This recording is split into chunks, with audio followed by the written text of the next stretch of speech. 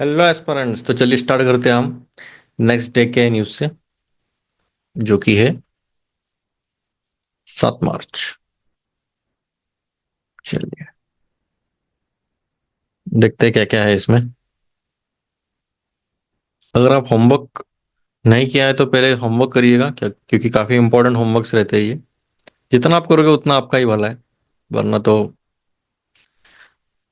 आपको फाइनली खुद से मेहनत करनी रहेगी। चलिए, PMMVY implementation concerns rising avalanche. Avalanche क्या रहता है, एनबीएफसीज क्या रहते हैं, तो 3 टॉपिक्स है, देखते हैं हम अभी एक एक करके। थोड़ा डिटेलिंग किया है इसमें मैंने, मतलब थोड़ा मेंस पॉइंट ऑफ व्यू काफी आपको, मतलब ये टॉपिक अगर आता है तो उसके इसके अलावा कुछ पढ़ने की जरूरत नहीं है, इतना ऐसा तो कवर किया है मैंने एटलीस्ट। PMMVY मतलब क्या? प्रधानमंत्री मातृ वंदना योजना। ठीक है, मातृशक्ति राष्ट्र शक्ति। टैगलाइन देख सकते हो, लोगो देख सकते हो। I guess state level exams या फिर उससे भी नीचे जो ग्रेड 3 ग्रेड 4 वाले एग्जाम्स रहते हैं, तो उसमें लोगो इवन टैग लाइन क्या है उसके वो भी पूछ सकते हैं। अभी ये लॉन्च की गई थी 2017 में। देखो, सबसे इंपॉर्टेंट कोई भी स्कीम आती है तो स्कीम पर जनरली पूछते हैं वैसे एक दो सवाल, पर बहुत रेयरली आते हैं, पर आते हैं जरूर। ये हाथ के मार्क्स से आपको छोड़ने नहीं चाहिए। तो फर्स्ट ऑफ ऑल सबसे इंपॉर्टेंट रखना, मिनिस्ट्री कौन सी है। सेकंड, ये सेंटर ने फंड किया है, स्टेट ने फंड किया है, या किसी मतलब बाहरी पार्टी ने किया, जैसे वर्ल्ड बैंक हो गया, IMF हो गए। Third, objective. फोर्थ, बेनिफिशियरीज क्या है और किन किन को लाभ होने वाला है। ठीक है। तो सेंट्रल स्पॉन्सर्ड है। सेंट्रल स्पॉन्सर्ड स्कीम मतलब क्या होता है? तो सेंटर स्पॉन्सर कर रहा है। स्पॉन्सर मतलब पता रहेगा आपको, अभी मुझे कोई स्पॉन्सर आ रहा है, अभी मैं स्पॉन्सर को, मतलब स्पॉन्सर मुझे पैसे देगा कुछ भी प्रमोट करने के लिए, तो वैसे ही सेंट्रल स्पॉन्सर कर रहा है। सेंट्रल स्पॉन्सर कर रहा है ये स्कीम को, मतलब सेंटर तो पैसे देगा ही देगा, प्लस स्टेट्स भी फंडिंग करेगा इसमें। अभी एक होता है सेंट्रली स्पॉन्सर्ड स्कीम और एक होता है सेंट्रल सेक्टर स्कीम। ठीक है, लिख लेता हूं मैं। सेंट्रल सेक्टर मतलब क्या? इसमें फंडिंग तो रहेगा, पर सेक्टर में क्या रहेगा प्रॉब्लम, मतलब इन द सेंस सेक्टर में क्या इन्वॉल्व होगा, तो सेंटर ही देगा बस, स्टेट नहीं देगा, ना ही कोई लोकल बॉडीज देगी। तो बस सेंटर देगा। सेक्टर में स्पॉन्सर आता है शब्द, तो याद रखना सेंटर और स्टेट्स दोनों देते हैं, इवन लोकल अथॉरिटीज भी आते हैं इसमें, अगर कोई स्कीम रहा तो वो। ठीक है, यहाँ तक क्लियर है। फिर ऑब्जेक्टिव क्या, नाम में ही है मातृवंदना, मतलब क्या है? ये मैटरनिटी बेनिफिट्स प्रोवाइड करती है एलिजिबल प्रेग्नेंट और लैक्टेटिंग वुमेन के लिए। इसमें गवर्नमेंट एम्प्लॉयज नहीं आते। ठीक है, एक्सट्रीमली सॉरी, जो भी गवर्नमेंट एम्प्लॉयज है उनको नहीं मिलेगा ये। बाकी जो भी बेनिफिशियरी जो रहेंगे वो इन्वॉल्व हो सकते हैं, मतलब नॉन गवर्नमेंट वाले आ सकते हैं इसमें। अभी maternity benefit under NFSA। NFSA मतलब क्या? National food security act. ये भी इंश्योर करते हैं कि 6,000 रुपए पर चाइल्ड ऑल प्रेग्नेंट वुमेन को दिया जाए, एक्सेप्ट फॉर्मल सेक्टर एम्प्लॉयज। ठीक है, एक्सेप्ट फॉर्मल सेक्टर वाले। अभी देखो, ये और फूड सिक्योरिटी एक्ट में फर्क क्या है? तो PMMVY रेस्ट्रिक्ट करता है बस पहले चाइल्ड के लिए। ठीक है, और दूसरा चाइल्ड अगर गर्ल रहा तो ही सपोर्ट करेगा। मतलब पहली बात तो जो प्रधानमंत्री मातृ वंदना योजना है वो बस पहले चाइल्ड के लिए ही है। अगर दूसरा चाइल्ड गर्ल होता है तो उसे कर सकता है ये। ठीक है। NFSA mandates universal coverage. NFSA में क्या है? सभी को दिया जाता है। फूड सिक्योरिटी एक्ट है, सभी को, जो प्रेग्नेंट वुमेन है सभी को दिया जा सकता है। अभी food security act except formal sector में है ये, मैं फूड सिक्योरिटी और PMMY दोनों में कंफ्यूजन ना हो। ठीक है। अभी की फीचर्स क्या है PMMVY के? तो पहले बहुत, फर्स्ट चाइल्ड के लिए 5,000 रुपए है प्रधानमंत्री मातृ वंदना योजना, प्लस 1,000 रुपए और दिया जाता है अंडर जननी सुरक्षा योजना। मतलब इसमें जननी सुरक्षा योजना भी इंक्लूडेड किया गया है, इसलिए इसका टोटल सम जो होता है वो 6,000 रुपए होता है। और सेकंड चाइल्ड अगर गर्ल हुई तो ही 6,000 रुपए देंगे, ताकि जेंडर इक्वलिटी को प्रमोट कर सके हम। ठीक है, तो 2 चाइल्ड के लिए है ये इन शॉर्ट। पर सेकंड चाइल्ड गर्ल होनी चाहिए, ये थोड़ा याद रखिएगा। अभी कंसर्न्स और चैलेंजेस क्या है इसमें? अभी पहला तो सबसे इंपॉर्टेंट चैलेंज आता है कि कवरेज ज्यादा नहीं है, और ये वायलेट करता है नेशनल फूड सिक्योरिटी एक्ट को भी, 2013, by restricting benefits to only first 2 children. तो ये रेस्ट्रिक्ट करता है बस पहले 2 चिल्ड्रन के लिए। ठीक है, 2013 रिस्ट्रिक्ट करता है, बाकी बजट कट्स भी आते हैं इसमें, मतलब ज्यादा फंडिंग नहीं आती इसमें। फिर इम्प्लीमेंटेशन भी कम ही देखा जाता है। कवरेज भी ड्रॉप हो गया है, 36% था 2019-20 में, अभी बस 9% ही हो गया है 2023-24 में। और ब्यूरोक्रेटिक और डिजिटल हर्डल्स भी है, आधार बेस्ड वेरिफिकेशन के इशू आते हैं, एप्लीकेशन प्रोसेस कॉम्प्लेक्स है, सॉफ्टवेयर फिल्टर्स आते हैं, और पुअर और जो डिजिटली इलिटरेट वुमेन है तो वो बेनिफिट लेने से रह जाते हैं। अभी आपके ऊपर है, अभी ये प्रॉब्लम्स थे, ठीक है, ये प्रॉब्लम्स है आपको दिख रहे हैं, तो आप एज एन एडमिनिस्ट्रेटर क्या करोगे, क्या सुझाव दोगे? अभी आपके मन का सुझाव नहीं देंगे आप, जो भी अभी इसके लिए अलग अलग कमेटीज बिठाई जाती है कि भाई इसमें क्या क्या सुधारना करने चाहिए। अगर एक आध दूसरी भी कमेटी आपको आ जाती है कि भाई एज अ, समझो एआरसी ने दिया या फिर कोई भी जो कमेटी रहेगी, उन्होंने कुछ रिकमेंडेशन दिया, एक दो रिकमेंडेशन याद रखने, ज्यादा नहीं रखने की जरूरत, बहुत सारे इश्यूज है, उसके लिए आप रख सकते हो। तो ठीक है, आपके लिए होमवर्क रहेगा कि इसका आगे का वे फॉरवर्ड क्या होना चाहिए या फिर कंक्लूजन क्या होना चाहिए। देखो एक तरह से ये, एक तरह से यही है, आंसर ही हो गया, हमारा मेंस का आंसर ही हो गया। एक तो ये पूछेंगे होता क्या है, फिर पूछते हैं इसमें कुछ फीचर्स क्या है इसमें, फिर इसमें प्रॉब्लम्स क्या है, चैलेंजेस क्या है, फिर वे फॉरवर्ड क्या है, तो आंसर ही हो गया हमारा एक मेंस का आंसर। चलिए ठीक है, अभी नेक्स्ट देखते हैं, काफी आगे गए क्या हम।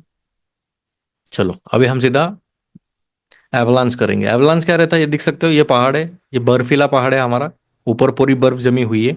अभी एवलांच क्या होता है, ये नीचे की जमीन नहीं खिसकती, ऊपर का बर्फ खिसकता है, ये देख सकते हो, ऊपर का बर्फ खिसकता है और नीचे आता है एकदम जोर से। आपने मूवीज वगैरह में देखा रहेगा, वो अंदर से कोई तो बंदा आता है, स्केट करते करते भागते हो जाता है, बर्फ गिरती रहती है, और ये सबसे डेंजरस रहता है, थोड़ा सा संभल के रहिएगा अगर आप पहाड़ी इलाकों में रहेंगे, जैसे हिमालय वगैरह में तो ज़्यादा ही होते रहता है। उसके अलग रीजन से हम आगे देखेंगे।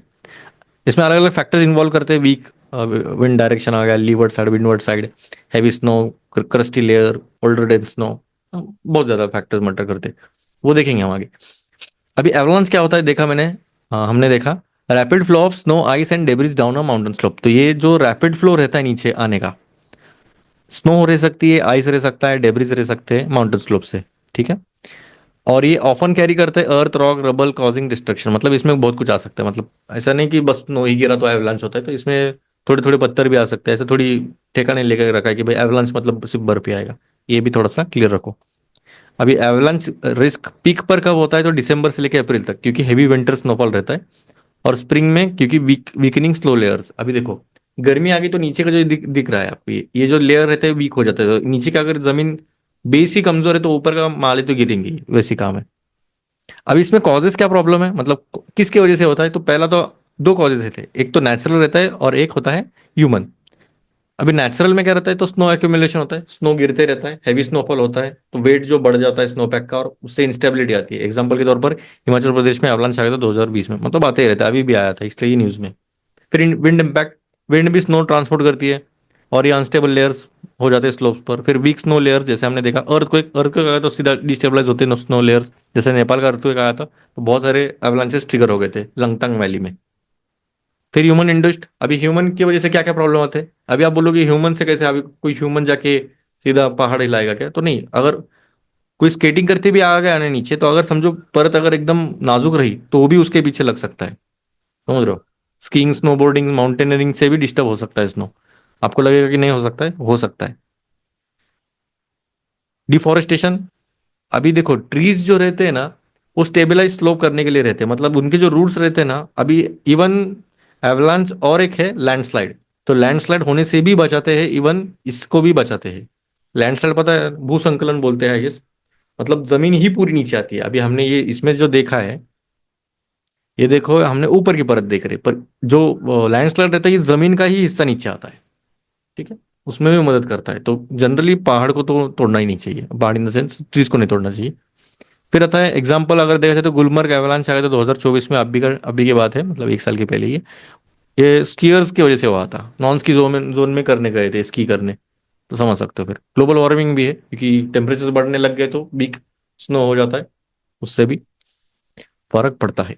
अभी हिमालयज में ही सबसे ज्यादा क्यों एवलांच है, ऑब्वियसली बात है, उधर ही स्नो पाया जाता है ज्यादातर, तो मतलब हमारे इंडिया में तो वही पाया जाता है। एक मेजर रीजन है राइजिंग टेम्परेचर्स, सेकंड है गीला स्नो, ठीक है, स्नो है पर गीला वाला है, वो जाड़ा वाला नहीं है, गीला स्नो। परमाफ्रॉस्ट मेल्टिंग, परमाफ्रॉस्ट मतलब क्या, जो जमीन जम गई है, मतलब ठंड से जम गई है, पानी और जमीन जम गई है, तो उसका जो मेल्टिंग है वो ज्यादा हो रहा है। देखो इसका ही सब इफेक्ट्स है, ठीक है, ये मेन रीजन है। वैसे देखा जाए तो देखो आप, इंक्रीज विंड स्पीड ये अलग रीजन है, सेकंड रीजन बोल सकते हैं हम।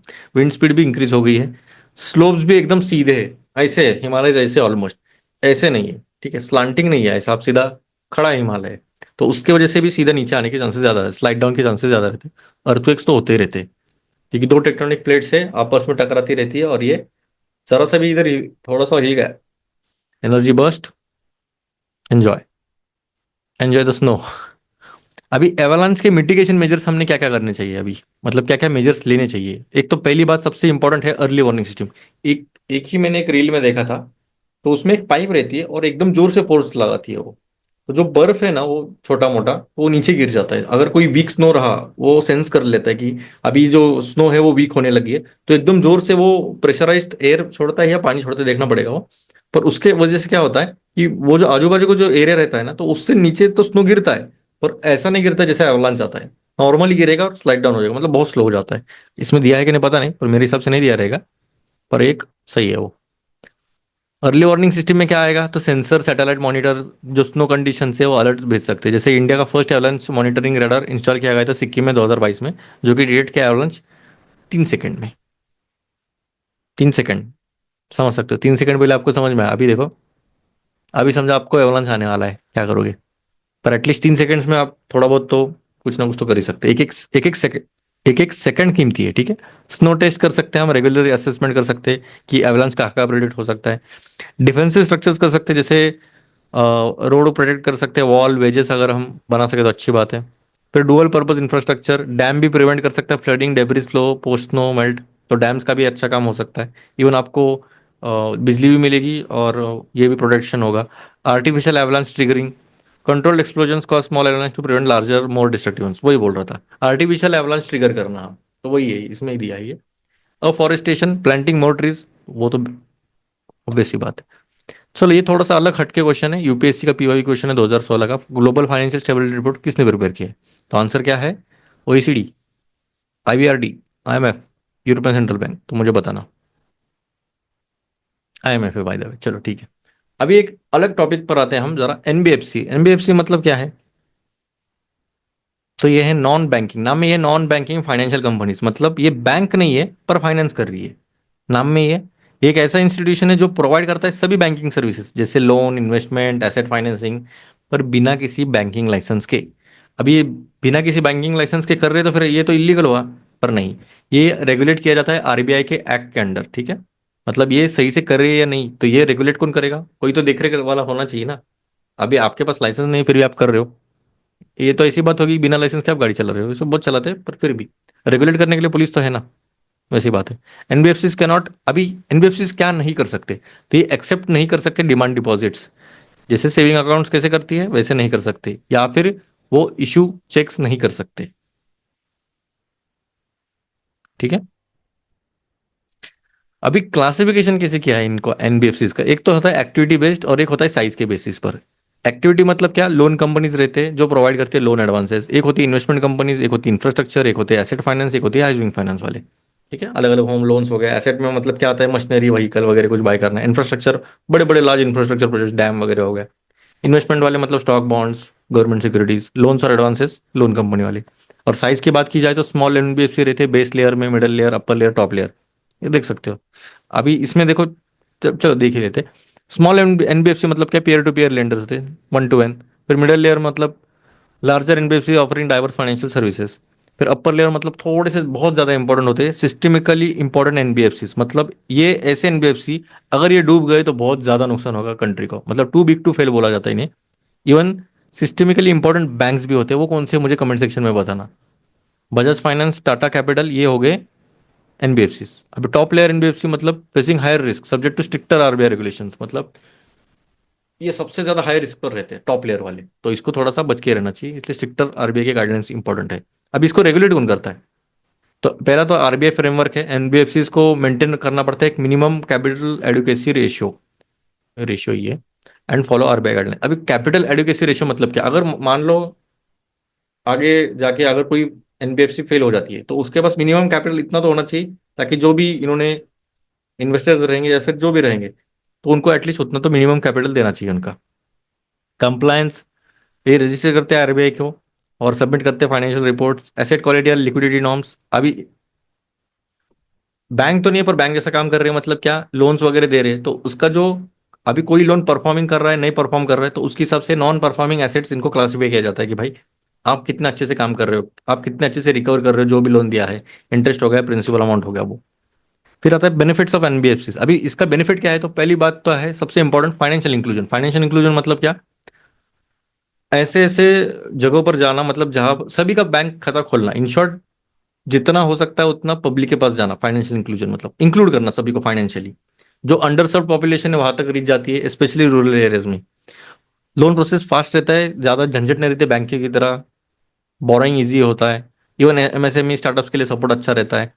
डाइवर्सिफाइड फाइनेंशियल सर्विसेज है, माइक्रो फाइनेंस है, लीजिंग है, इन्वेस्टमेंट है। और इकोनॉमिक ग्रोथ के लिए भी बूस्ट रहता है, क्योंकि आप क्रेडिट क्रेडिट अवेलेबिलिटी करते हो इंडिविजुअल्स के लिए, बिजनेसमैन के लिए। तो ऑब्वियसली अब इसमें प्रॉब्लम क्या आएगा, अब इतना सब अच्छा अच्छा है, प्रॉब्लम है लिक्विडिटी क्राइसिस। बहुत सारे एनबीएफसी स्ट्रगल कर रहे फंडिंग से, स्पेशली पोस्ट आईएलएफएस। आईएलएफएस में भी वैसे ही क्राइसिस हो गया था, सीधा ठप हो गया था, उसकी वजह से बहुत सारे बैंक्स, इवन रिसेशन आ गया था ऑलमोस्ट उनके उधर, इतना बड़ा था। हाई बोरोइंग कॉस्ट है इनका। NBFC depend on banks and markets for funds at higher interest rates. तो ये हायर इंटरेस्ट रेट देते हैं, पर डिपेंड करते हैं बैंक्स और मार्केट्स पर। तो ये हाई बोरोइंग कॉस्ट होती है इनकी। और रेगुलेटरी अनसर्टेनिटी है कि भाई स्ट्रिक्टर आरबीआई नॉर्म्स आ गए तो ये लिमिट करते हैं अपनी फ्लेक्सिबिलिटी को। एसेट लायबिलिटी मिसमैच होता है इनका। Short term borrowing versus long term lending creates financial stress. अभी शॉर्ट टर्म लिया है, लॉन्ग टर्म लिया है, बहुत सारा फाइनेंशियल स्ट्रेस आता है इनके ऊपर। और एनपीएस तो बढ़ते ही जा रहे हैं, लोन डिफॉल्ट बहुत ज्यादा होने लगे इसकी वजह से। अभी आप मुझे बताओगे कि ये स्ट्रेंथन करने के लिए क्या करना चाहिए गवर्नमेंट ने, इंडिविजुअल लेवल पे या फिर रेगुलेटरी लेवल पे। चलो, आपके लिए एक होमवर्क है एनबीएफसी के रिगार्डिंग। ये अभी क्वेश्चन बनाया है वैसे, 1 2 3 4 है ये, 1 2 3 और 3 है, ओके, तीन ही है, 1 2 3 स्टेटमेंट्स है ये। इसमें से कौन सा करेक्ट है मुझे बताना है। ठीक है, आपके लिए होमवर्क है, कमेंट सेक्शन में मुझे बताना। चलिए फिर, थैंक यू, मिलते हैं। उम्मीद है आपको लेक्चर समझ आया रहेगा। जय हिंद।